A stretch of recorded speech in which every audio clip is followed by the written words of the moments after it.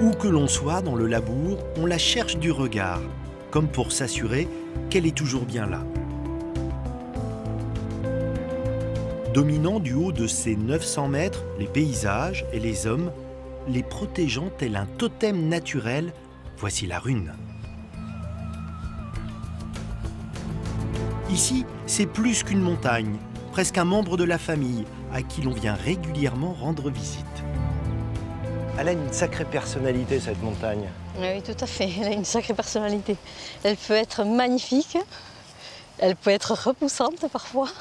On a tous les aspects. On peut avoir un ciel bleu. On peut avoir un aspect fantomatique parfois.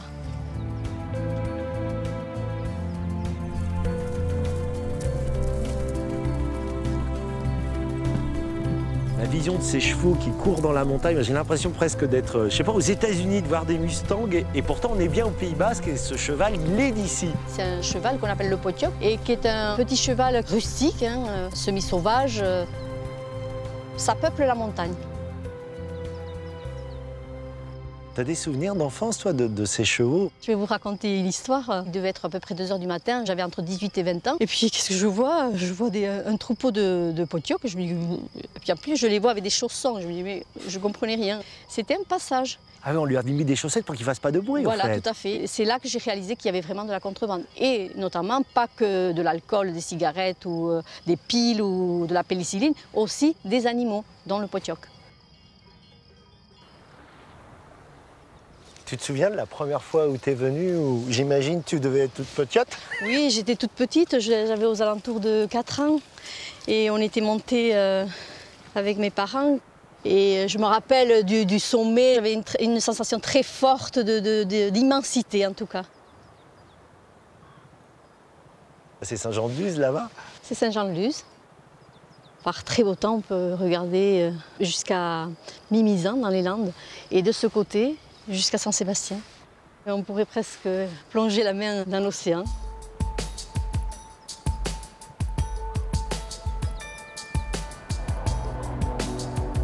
Monter au sommet de la Rune a longtemps été une expédition éprouvante. Mais depuis 90 ans, parcourir les 4 km, monter les 700 mètres de dénivelé est beaucoup moins du rail. À bord de ces wagons, sans vitres aux fenêtres, on oublie le train-train quotidien. Vitesse de pointe 8 km/h. On embarque ici dans un morceau de patrimoine ferroviaire. C'est quoi l'histoire de ce petit train? Ça remonte à quand? Ce train à crémaillère, c'est en 1909 que 3 entrepreneurs locaux avaient eu l'idée de le construire, uniquement à but touristique. Et donc ils ont présenté un projet à la municipalité de Saint-Jean-de-Luz qui a été approuvé. Et c'est ensuite en 1912 que le département qui s'appelait à l'époque les Basses-Pyrénées avait autorisé la construction et l'exploitation de ce train, mais aux frais, risques et périls de ses créateurs. Donc les travaux ont été assez rapides puisque le premier trajet inaugural s'est fait le 30 juin 1924. Quand il lance ce projet de faire un train pour monter à la Rune, il y a quand même une contrainte physique, c'est que ça grimpe. Ça grimpe fort, on a quand même des pentes assez fortes. C'est pour ça d'ailleurs qu'on a cette technique de crémaillère. En fait, c'est la seule technique qui permet de monter des pentes assez raides. Donc c'est une roue dentée qui va s'engrainer sur le rail denté qu'on peut voir au milieu des 2 rails. Et donc c'est ça qui permet de monter des pentes assez raides. La pente moyenne ici, elle est de 17%. Et la plus raide est quand même à 27%. Donc comme vous le disiez, ça grimpe. Ceux qui font du vélo, ils savent qu'à 27%, ça grimpe vraiment. Ça grimpe, oui.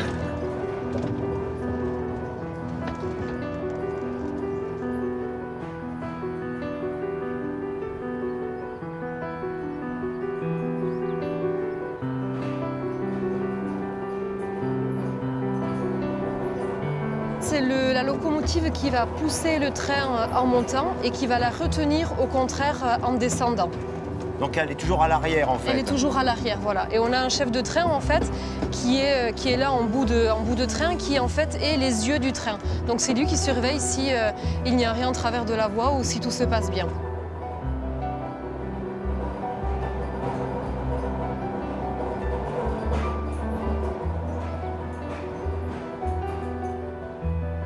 Ce train, il a été inauguré en 1924. Est-ce que les techniques ont beaucoup évolué depuis?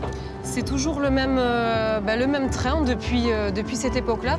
Bien sûr, il est révisé chaque année, entièrement révisé, mais c'est toujours le même matériel depuis 1924. Les wagons, la motrice, le moteur, c'est la même chose? Et ils sont même plus vieux parce que les wagons, les motrices datent de 1912. Ça prouve que quand même c'était bien pensé pour que ça dure aussi longtemps. Oui, oui.